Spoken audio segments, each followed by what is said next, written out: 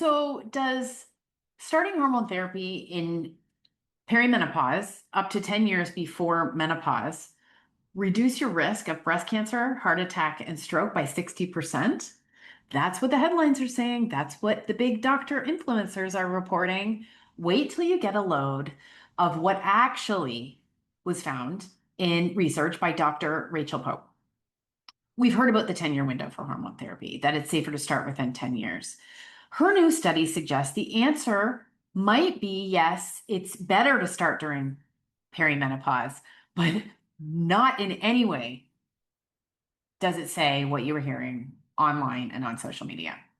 She used data from 120 million patient records, and we're going to dive into what that means.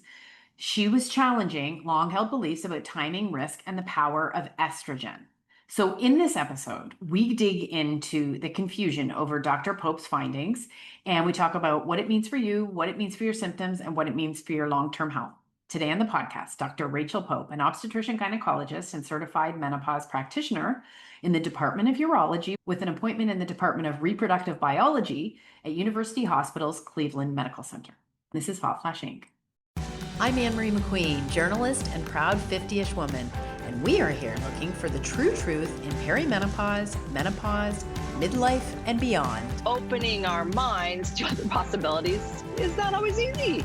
Hot Flash Inc. You're all woman to me. All right, Anne Marie. I want to start off by thanking Bonafide Health. Bonafide was a gold sponsor of the Hot Flash Inc. Summit, managed to bring together 36 amazing speakers, not a fear-mongering person in the bunch. Bonafide provides novel, safe, effective, and research-backed solutions for women's health, from hot flashes and vaginal dryness to mood and skin changes. Bonafide is working to set a new standard for menopause care by bringing their trusted, evidence-backed options to the retail aisle nationwide in the US at Target.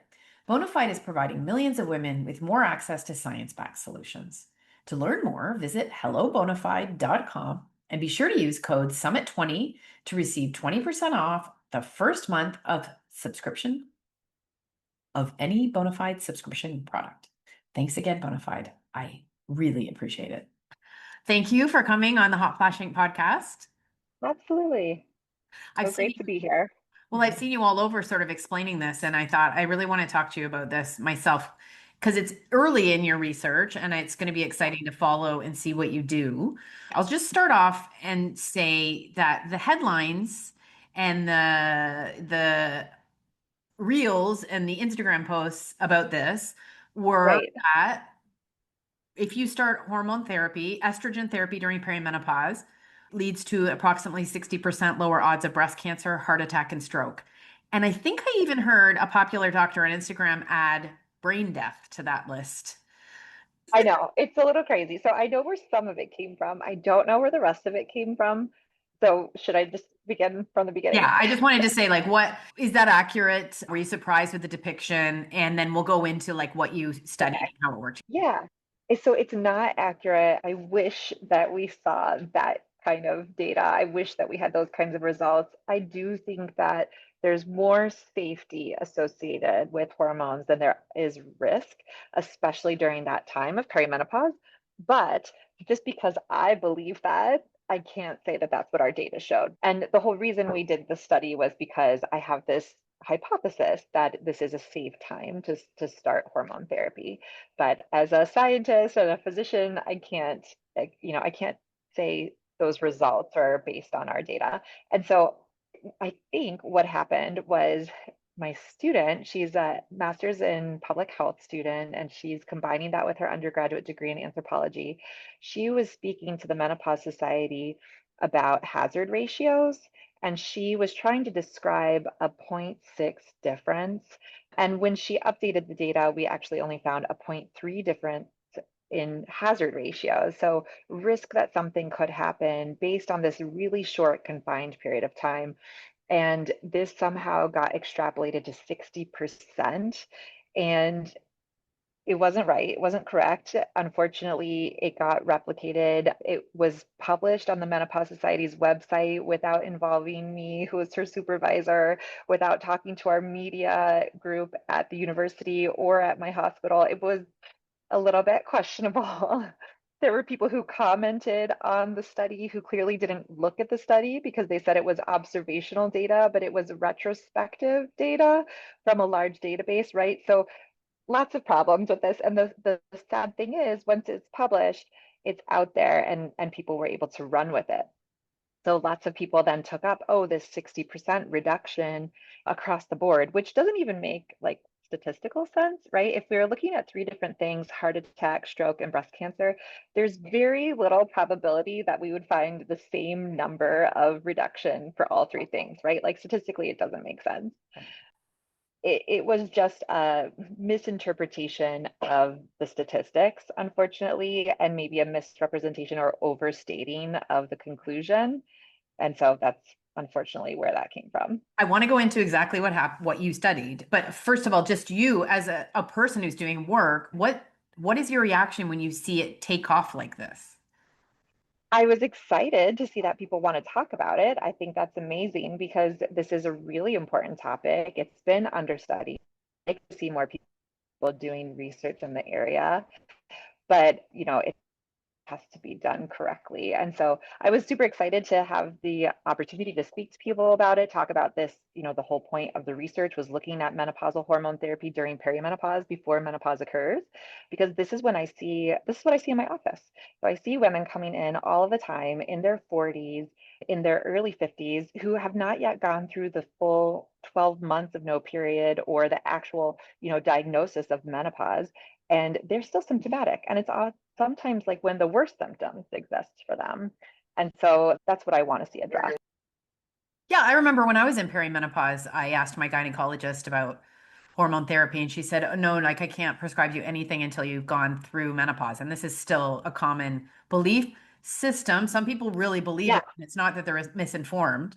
Some people believe that you really shouldn't start it till after, but you're prescribing it and you see that it Yeah. helps. And exactly. I think it's an old school way of thinking, unfortunately. It's not based on reality. It's not based on like medicine, really, or what we even see clinically. I've had so many women tell me, well, I came to find you to get hormone therapy because I've been turned away by three other people. One person who said, I'm not having enough hot flashes. I need to have 10 hot flashes a day, not 9 hot flashes a day before she'll start me on hormone therapy. Several people who say they told me I couldn't start because it hasn't been 12 months without periods, or because I still get my periods and my only option is a birth control pill, right? Which also is not true. I've had people say, oh, my doctor said if I was going to start hormones, I need to have an ultrasound of my uterus every 6 months. So it's kind of wild what is being told to women out there. And so that's also why I wanted to do this research, because we have the treatments, we have the medication. And I think it's just that people are interpreting some sort of guidelines, or they're making these guidelines in a way that doesn't reflect reality and is a disservice to women. You know the feeling when you tried all your health trends, but you're still tired, foggy, or just not yourself? It's not your fault. True health starts deeper at the cellular level. Enter the first ever longevity gummies powered by MitoPure. They're the only clinically proven urothalin A gummies designed to recharge your cells, boost energy, and help you feel strong and vibrant from the inside out. They taste great. I've tried them. They're vegan and clean. And MitoPure's own testing shows they can add up to 12% more muscle strength in just 16 weeks. It's like giving your body a daily cellular tune-up. If you want to feel energized now and as you age, click the link to timeline.com in the show notes and use my code HOTFLASH for 20% off your first order. That's timeline.com and code HOTFLASH for 20% off your first order. So what did you set out to study? What did you study? And what did you find? Yeah, so what we actually did was we looked through this huge retrospective database, this huge database that uses electronic medical records. And we looked at women who were started on hormone therapy before they were officially menopausal. So looking at this 10 years before menopause, where we see symptoms show up. It could have been 2 years before menopause, it could have been 8 years before menopause, but that was the age that we were looking at.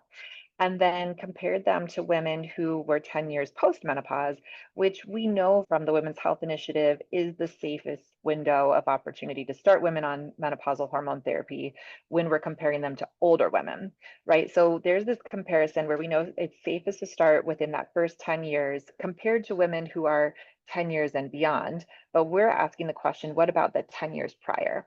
So theoretically, you would think these are healthier women. It's going to be even safer, but we don't really know that for sure. And so that's what we wanted to compare. So is our hypothesis true that this is the safest time, that we don't see any increased risks of heart attack, stroke, or breast cancer?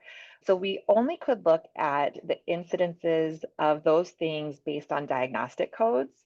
And so if the healthcare professional who was seeing that patient didn't code their visit correctly, our results would be influenced by that. But the advantage is that we're looking at such a huge database that it should sort of kind of wash out some of those inaccuracies or those one-offs and give us at least some patterns or some signals of where we should be doing more research.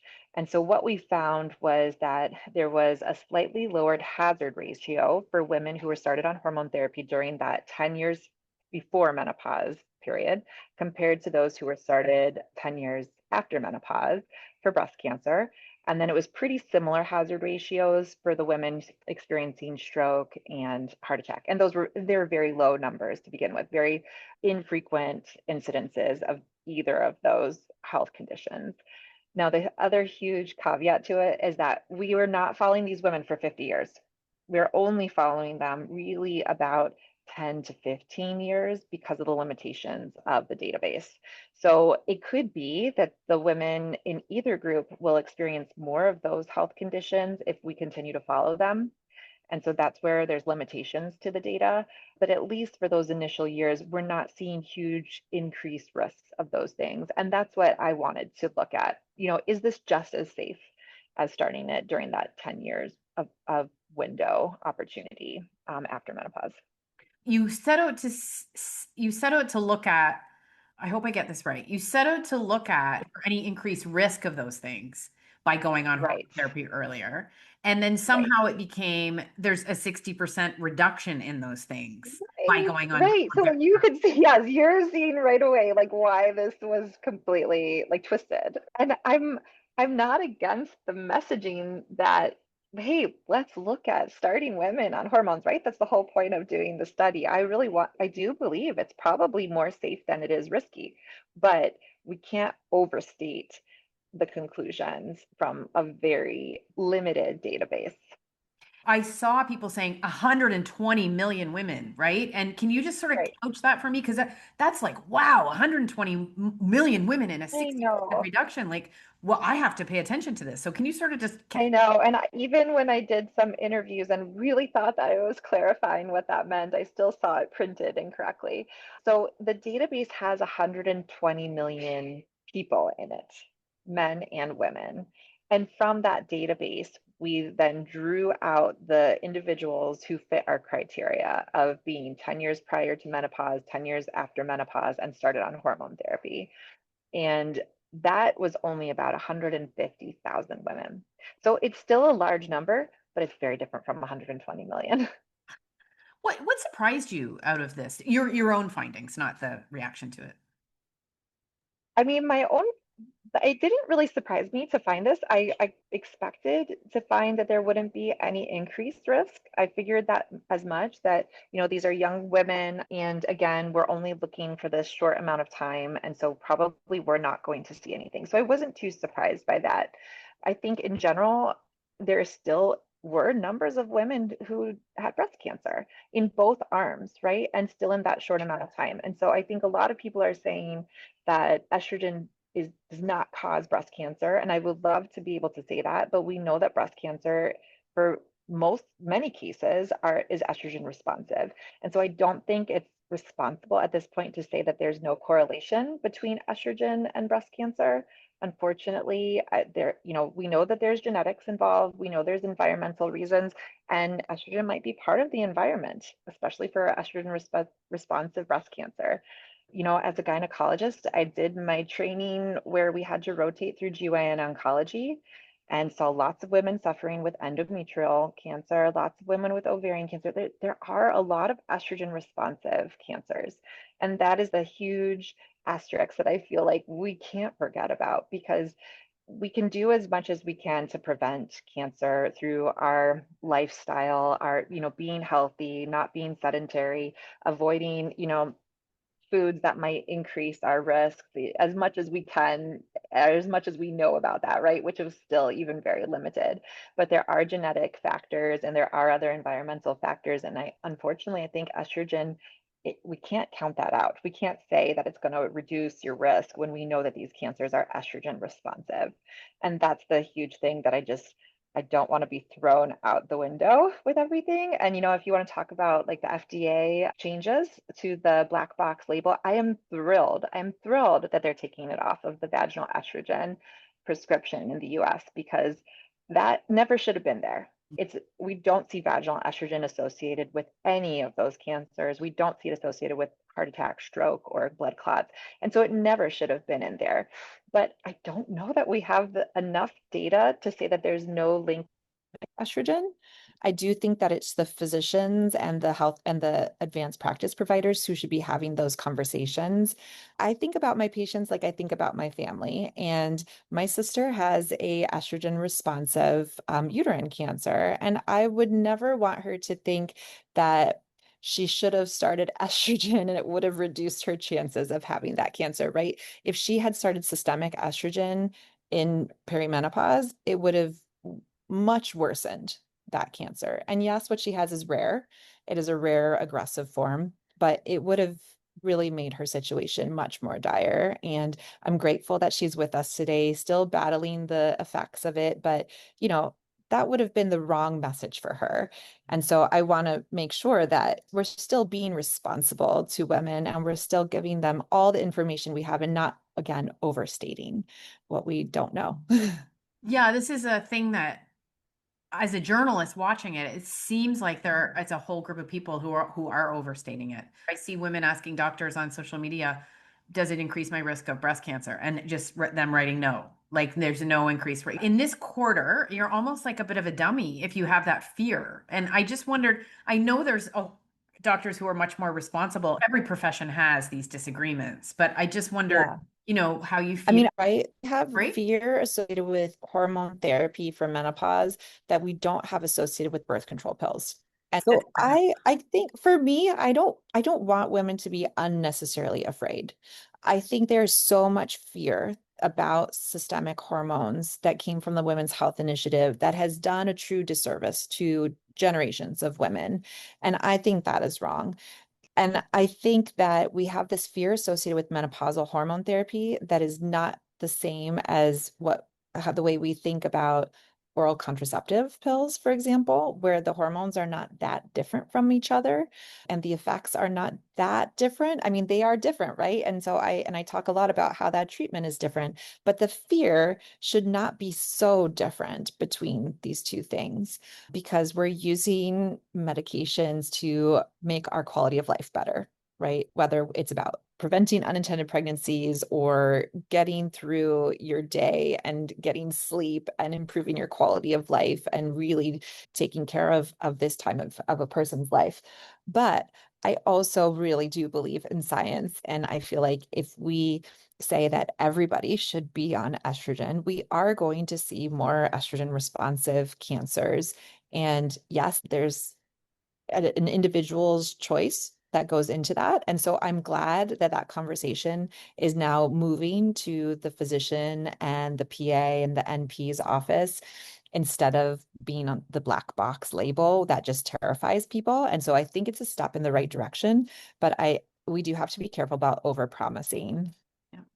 So in your study, it seems to focus on estrogen, but what about synthetic versus bioidentical? Those separated out, progesterone, progestin, how is that all involved? That's a great question. So in the database, we have found it difficult to separate out the progestins because of the overlap with oral contraceptive pills. And we wanted to make sure we weren't pulling records of anybody that was using an oral contraceptive pill. We wanted to make sure it was truly just menopausal hormone therapy. So for that reason, we only looked at estrogens that we could conclude, our typical treatment for menopausal hormone therapy. What I'm doing now is going back through the same database with someone who's got a little bit more expertise than I do, and we're going through together to see if we can figure out a better way to include those women who are on estrogen plus a progestin versus just estrogen alone, because I think that data is really important. When we look at breast cancer results, we do see that we see a higher incidence when someone is on a progestin and not just estrogen. And so I think that's an important factor. And so I'm hoping that we can pull that out with her help. This is where this goes from being a poster to the manuscript. The manuscript is hopefully going to be much more granular, much more robust data. And I'm pulling in an expert who's very good at looking at this database. And we're putting our heads together where I'm the clinical person and she is the epidemiologist. So you didn't separate out bioidentical or synthetic estrogen. They were sort of together. And if these Right. women didn't have a progestin or a progesterone, does that mean they had a partial hysterectomy then? They didn't have a uterus? No, we didn't exclude people if they were on a progestin. We just didn't use that as an including factor because it got to be too muddled of a picture, especially at that age range in women's 40s. There's a lot of women who are on progestins for heavy bleeding or for fibroids or for other gynecological issues. And so it just got to be a little bit too muddled to be able to tell. So we didn't exclude them if they were on something, but we didn't specifically include them. So they were just there. Like they were there if they were on it, but the important thing was they were on estrogen. You didn't Correct. separate anyone out.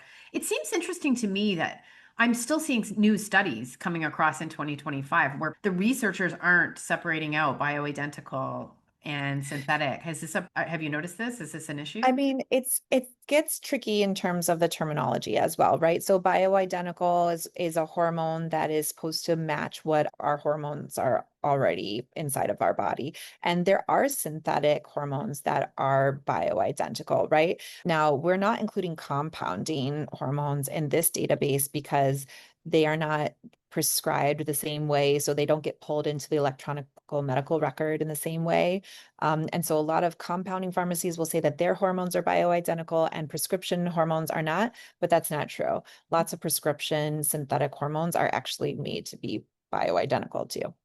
This is crazy about the research then when you think about it, that Yeah. we're drawing conclusions from people who are on sort of the FDA approved kinds, but there's millions of women on the compounded kind. Yes. I don't know. It just seems crazy to me that we're drawing so many conclusions when this isn't being studied.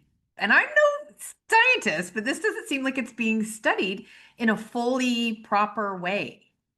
Yes, and this was one of the points that I've been trying to get out there with this publicity that's come around this study is that the data is there. If you think about all of the compounding pharmacies that exist around the world and all of the people who've been on them, we have this retrospective data and we need people to start pulling it and publishing it, right? Because it's out there. People have been using compounding hormones for decades now. We have lots of other databases aside from the one that I used. There are individuals or practices that are treating thousands of women and they have lots of data. Like we should all be doing this research. It shouldn't just be my pre-med student who's doing it as part of her class. That's a big responsibility. Yeah, that's really interesting. You know Yes. someone that saw this. Tell me that. Yes. Yeah, so the crazy thing is talking to people who heard about this study and didn't realize that it was mine, right? And heard the misinformation or the overstatement of the results.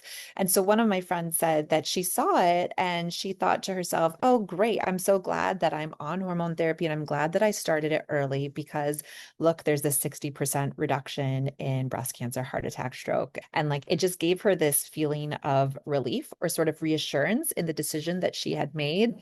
And then she just continued scrolling, right? And she didn't give it a second thought. And I think that's where the potential danger is that once something is out there, once that information is out there, regardless of accuracy, it is basically either validating or invalidating what people are already doing. and then they continue on with their life. You know, we see this in politics too, which we're not getting into today. No, no, But but that's, I mean, we all do it. We're like, okay, that makes me feel better. Oh, that makes me feel worse. Oh, that makes me, yes, no wonder we're all going crazy because we're just like, uh, but I did want to, exactly. if in a study, say there was a study that came out tomorrow that did say, hey, hormone therapy gives you a 60% reduction in breast cancer, stroke, and heart attack. I think people think that means that them sitting there when they see the message that, oh, if I go on hormone therapy, it is cutting my own personal chances of getting those things by 60%. Right, That's a very right. confusing point. But can you just tell us what you know about that? Statistics didn't come easy to me either. I did a master's in public health, and statistics was very challenging. And we see these numbers that are actually, they show us maybe a 6 point reduction in risk or a 0.6 reduction in hazard ratio, right? When we're talking about ratios. And somehow people take that to be a 60% reduction in their personal risk. And that is not the case. We're talking about how often these events occurred when we look at large numbers of people. And so that you might be able to say, okay, if I start hormones and I'm looking over 10 years of my life, then out of 100 women in a similar situation, this is how many will end up with breast cancer, right? That's kind of what we're doing when we're talking about population statistics, but it does not mean that you are influencing your own health risks, right?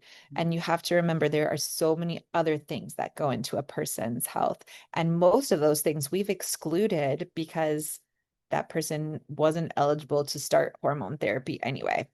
And it's ironic because this is what happened with the Women's Health Initiative. So this awful study that we all say was awful because it scared people off of estrogens, it was actually misconstrued the way people looked at the absolute risk versus the relative risk of breast cancer, heart attack, stroke, etc. And people in the media unfortunately extrapolated it to be percentages and percentage increase. And then that was then translated to the lay conversation of estrogen causes breast cancer, estrogen causes stroke, right? Like there's it's all of these things where we're looking at correlations and we're looking at population data and how often something is happening in this large population. It doesn't mean that individuals' risk is necessarily changed. We are just looking at chances here. I'm so glad you brought that up because one of the criticisms of that arm of the Women's Health Initiative was that it used relative risk, and the same people who will criticize it for that use relative risk all the time because it sounds way better. Yeah. You're not going to make an Instagram reel about a point. You should. I know. And I wish, I mean, I work with epidemiologists. Every time I do a research study, we have a statistician or an epidemiologist who's on there because it is really complicated. And so I am not that person, but I feel like they help us to make sense of this data. And again, sometimes when you're making your own health conclusion, like we don't have all the information, right? That's why we're so behind in women's health research. And so sometimes we only say like, okay, well, out of 100 women, if they were to do this, this is what's going to happen. And that's the best way for us to make a decision. It doesn't mean it's the only way, and it doesn't mean that it's really personalized, just giving you a little bit of an idea. If a woman came into your office and she said, I'm feeling pretty good, I'm fine, but I hear that hormone therapy will help me prevent all these diseases, what would you say to her? Oh, it's such a good question because I hear this all the time. And I'm grateful that the conversation is happening. So don't get me wrong. I am not a hater. I am not one of these people on social media bashing everybody's like proposals to be using hormone therapy if they need it. I think that there's so many really interesting things about how it may be linked to decreased cardiovascular changes, how it might be linked to the brain. Like, I think this stuff is fascinating and I love the research about it. And usually, what I tell those women who are not having symptoms is that we don't have the conclusive data yet. And if she doesn't have any medical reasons to not be on hormones, I'm happy for her to try it. And if she wants to be on them, and because we're hopeful that there might be some positive linkages, that's okay with me. But I also let her know that things are not as conclusive yet because we just haven't even had the time. We haven't had the research. We haven't had the number of years to follow women because we are decades behind. And I'm hoping in the future we'll have more information because I do think that there are links. We see changes in the bladder with estrogen that we don't fully understand yet, right? There's a lot out there, and we have estrogen receptors throughout our entire body. So I do think that there's going to be more promising information, but I can't tell someone you should be on this if you don't have symptoms, right? So I guess that's the difference. Like, you can be if you don't have any medical issues, but I don't say you should be at this point. And maybe that'll change in 5 to 10 years once we have more information, but that's where we are now. Okay, so as someone's in their early and mid 40s and they're starting to experience symptoms, what should they take away from this early work that you've done? Yeah. So I would tell them the takeaway here is to talk to their healthcare professional about menopausal hormone therapy and not just a birth control pill. And it all depends on what's going on, right? If they're having heavy uterine bleeding, hormone therapy might not be the most effective at controlling that. They might need something like a birth control pill or a Mirena IUD, or, there's lots of other things that I would say. If you're having heavy bleeding, please see a gynecologist. There's a whole workup that needs to be done, especially if you're in your 40s and experiencing that. But they should know that if they did not do well with birth control pills in the past, that they might actually find good symptom relief from hormone therapy. I would caution them from taking any safety data from my study. I think wait till we do our manuscript to really, have a little bit more information. Wait till there's more prospective trials. Don't conclude anything from my study, but let it just be an idea for you to ask your healthcare professional, hey, could this help me with my symptoms more than birth control pills or more than something else? And that answer might be no. It might be, you know what, actually, I'm going to recommend something else because you need a good contraceptive, and menopausal hormone therapy is not a contraceptive.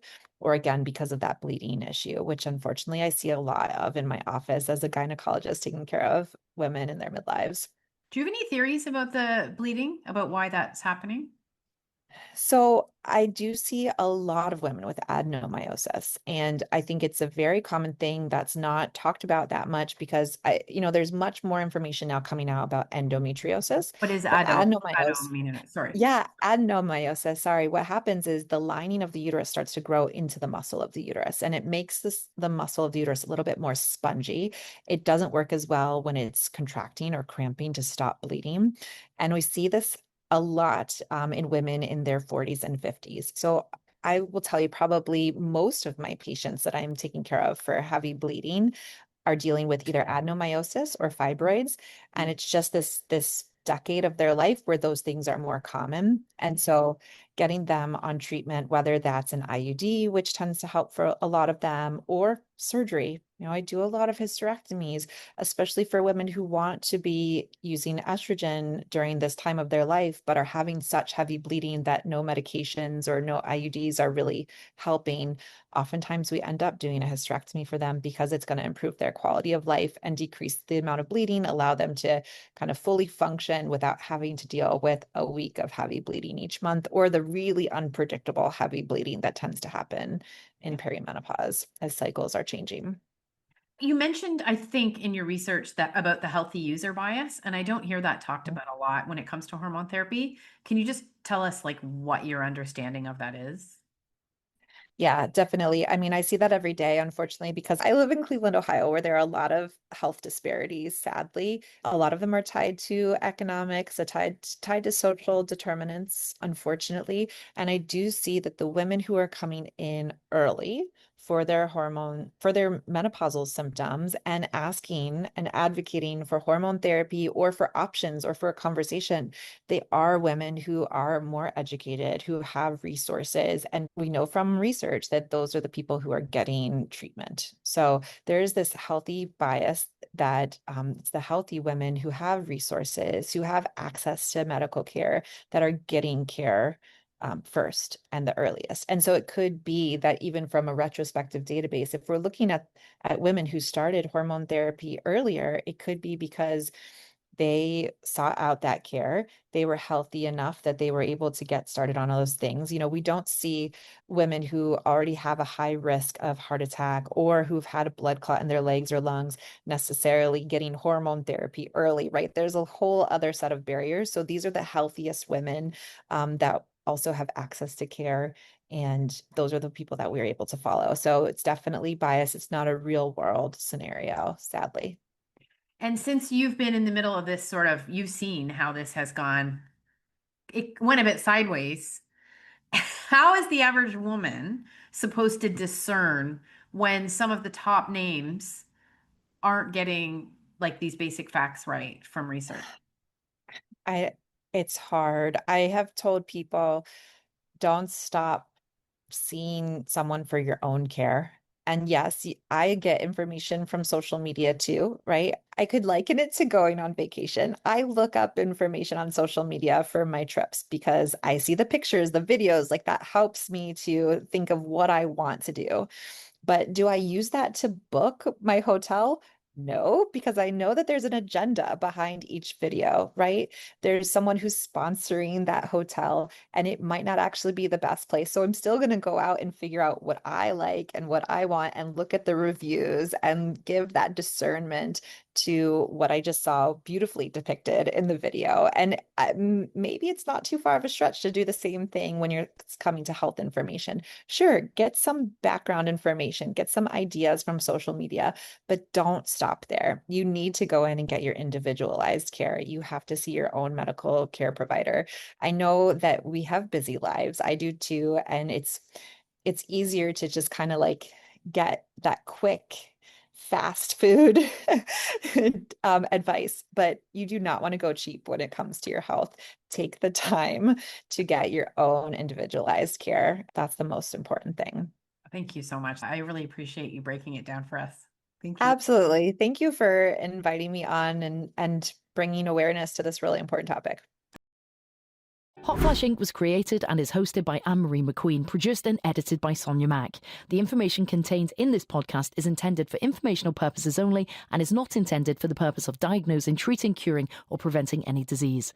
Before using any products referenced on the podcast, consult with your healthcare provider, read all labels, and heed all directions and cautions that accompany the products. Information received through the podcast should not be used in place of a consultation or advice from a healthcare provider. If you suspect you have a medical problem, i.e. menopause or anything else, or any healthcare questions, please promptly see your healthcare provider. This podcast, including Anne Marie McQueen and any producers or editors, disclaim any responsibility from any possible adverse effects from the use of any information contained herein. Opinions of guests on this podcast are their own, and the podcast does not endorse or accept responsibility for statements made by guests. This podcast does not make any representations or warranties about a guest's qualifications or credibility. This podcast may contain paid endorsements and advertisements for products or services. Individuals on this podcast may have direct or indirect financial interest in products or services referred to herein. This podcast is owned by Hot Flash Inc. Media.